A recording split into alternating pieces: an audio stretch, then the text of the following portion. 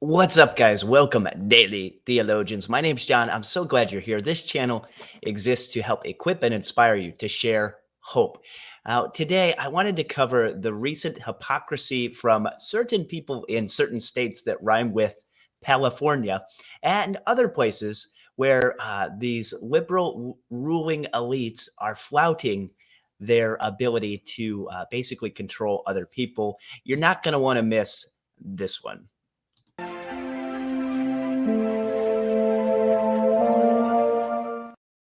Okay, so we all know that there have been certain rules, which I cannot explain, for people in certain parts of the country, but not for other people in certain parts of the country. This became no more evident than this scene from the mayor of San Francisco and the BLM co founder partying without certain things covering their faces.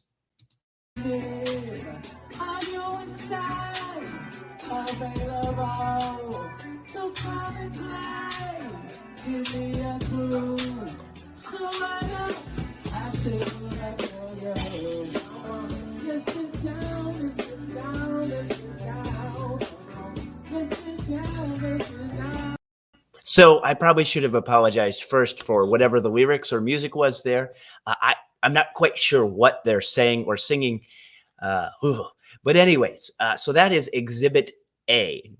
Notice what's missing in that picture and notice the number of people. Now, normal people would say that's fine. The problem is when you're forcing people that are in school and children to wear those, and then you're out doing that, it shows the blatant just hypocrisy of the current situation. And then this was recently at a celebration, and you'll notice this. I apologize again for the shrieking and squealing. Yes, AOC!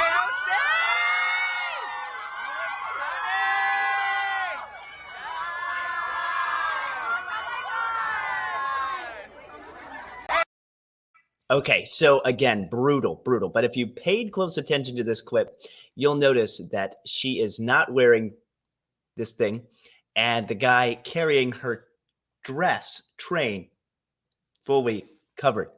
Now, why do I bring this up? Because it feels, honestly, it feels like this.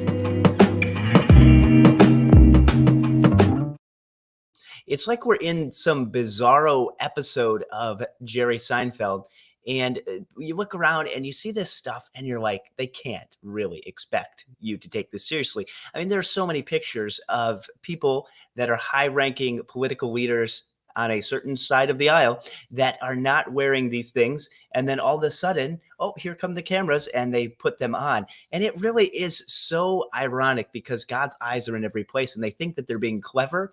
And maybe they are, keeping power by doing things this way, but nothing is hidden from the eyes of God. His eyes are in every place. And it really is the definition of a hypocrite. A hypocrite was one that wore a mask to basically be an actor in a play. And this is exactly what we're seeing around us. And it can be very frustrating at times, especially because these are the people affecting our lives and affecting our ability to share the gospel and our ability to even make a living, according to some of the things they're trying to propose right now. But this is something to remember. Every way of a man is right in his own eyes, but the Lord weighs the heart. Proverbs 21, verse 2. You see, the ultimate solace for us is to love people that don't deserve our love right now. Can you love people like AOC? Can you pray for Pelosi? I mean, it's a bit of a jab to the heart to even say those things, but we must be able to love them. And we must keep a short account of wrongs. We cannot sit here and be the people of anger or the people of kind of animosity or bitterness. We actually have to turn that over to God and pray, maybe spend more time in prayer, but then pray that they would be converted or saved, and that God would do what is right, which he always does, and give us the ability to love those that are unloving, because that was once us. We were once dead in sin. We were once enemies of God through wicked works. And remember, God is angry with the wicked every day. I was just listening to a sermon series on hell from Dr. MacArthur, Dr. Fresca, and it's his current preaching series through Matthew 13 on the podcast. And I would encourage you to listen to it because it puts this life in perspective. And even though people are evil and we're seeing these things, I mean, I don't want people to end up in hell, no matter how evil or misguided they are, because ultimately they're spiritually dead, and the issue is the heart. So pray that God grants repentance to these people, and also use your ability to speak out freely and proclaim the gospel. Share the gospel, preach the gospel, talk to people about the gospel, because this is a matter of the heart. And as Calvin said, the human heart is an idol factory, and it's constantly putting out new clips on Twitter. I think Satan owns Twitter, potentially. But anyways, thanks for watching. A bit of a rant. Let me know what you think. Post a comment below about your take on all of this. And remember